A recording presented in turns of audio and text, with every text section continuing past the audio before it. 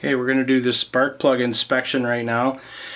This motor is very easy to access. Here's your spark plug boot right here, and the wire comes from the ignition pack, which is up underneath the cover. You just basically twist and pull, and off it comes. And I'm not sure if the camera picks this up, but there are numbers around the outside of the spark plug right here. And I'm going to take it out anyways, so I'll read it when it's out.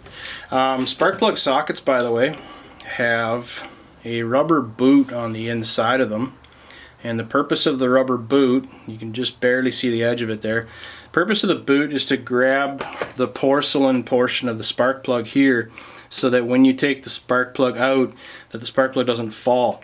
If you drop a spark plug and crack the porcelain, then electricity won't go down the middle of the spark plug. The whole point of that porcelain is that it's an insulator. Electricity is going to start, it's going to come through the wire, and it's going to go onto this terminal here and run right down through the middle of the spark plug so that it can jump the gap out the other end of the spark plug. And if there's a crack here, then electricity can actually arc out the side of the spark plug.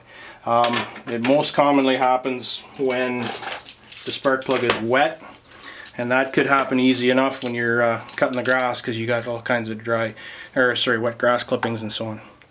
Let me change my angle here a little bit.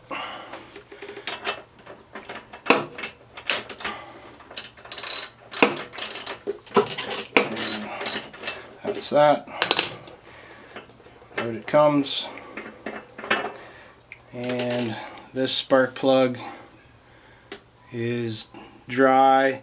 I wouldn't say that it's sandy brown. Lawnmowers don't actually run hot enough to really get truly burned dry and clean. They're always going to be they always run a little rich and a little cool, so they're never going to be quite sandy brown. But this one's actually pretty good. And if I run my thumb across it, I'm not really getting any residue off my thumb. Okay, and my thumb's not turning black, so that is a sign that the spark plug is not getting deposits on it. It's pretty good, in good condition. And it doesn't want to come out of there. Come on. Alright, well, here's what you do. Thread it back in just a little bit by hand, and then, oops, maybe the spark plug is camera shy. There we go. So I just threaded it back in a little bit by hand and then pulled the socket off of it. Here we go. So that is a Champion, and the number is RJ19LM. Okay, that's the brand that's matched to this motor.